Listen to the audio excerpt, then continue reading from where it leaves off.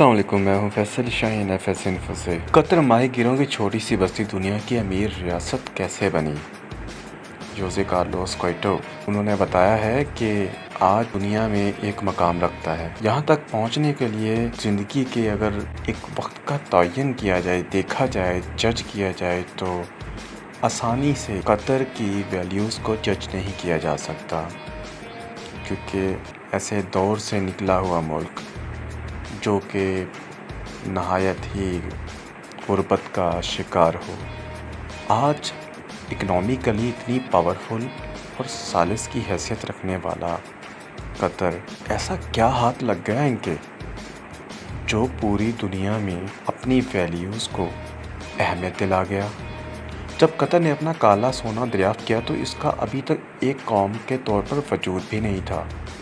ये ज़्यादा पुरानी बात नहीं है। 1922 में 30 लाख बाशिंदे, 12,000 किलोमीटर से कम रकबा पर मुश्तमिल खलीजी रियासत अमली तौर पर गैर आबाद सरजमीन थी। यूँ कह लें कि माही गिरों और मट्टी जमा करने वालों की ये एक आजिज़ सी बस्ती वसी सहराओं से आने वाले खाना बदोश मुसाफिरों पर मुश्तमिल थी। लेकिन ऐसा क्या हुआ कि आज के कतर के 90 साल से ज़्यादा उम्र के चंद और इसकी फार्मिंग, मोतियों की फार्मिंग ईजाद के बड़े पैमाने तक, जापानियों ने ऐसा क्या किया कि इसकी मईशत को तबाह कर दिया, और फिर कैसे एकदम ऐसा वजूद आया कतर का कि बयान ही नहीं किया जा सकता। इस दहाई में कतर ने 30% बाशिंदों को खो दिया था, जो बैरून मुल्क माशी मौके तलाश करने चले गए थे। 10 साल बाद 1950 में अक़वाम मुत्तहिदा के तेल के सबसे बड़े ज़खायर में से एक की दरियाफ्त कतर में थी। दरअसल कतरी ख़जाना तेज़ी से माला माल होना शुरू हुआ और ये इसके बाशिंदों के लिए दुनिया के चंद अमीर तरीन शहरियों में शामिल होने का नुक्ता आगाज़ भी साबित हुआ। आज कतर में वर्ल्ड कप की मेज़बानी एक उसके लिए मकाम रखती है।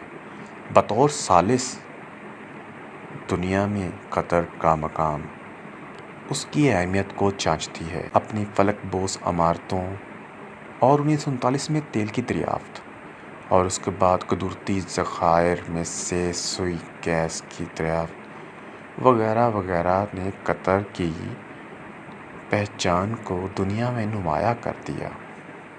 इसी के साथ आज की इस फैसल शाहीन को इजाज़त दीजिएगा। अल्लाह निगहबान। और हाँ, जो लोग इस चैनल पर नए हैं वो इसको सब्सक्राइब करना ना भूलें।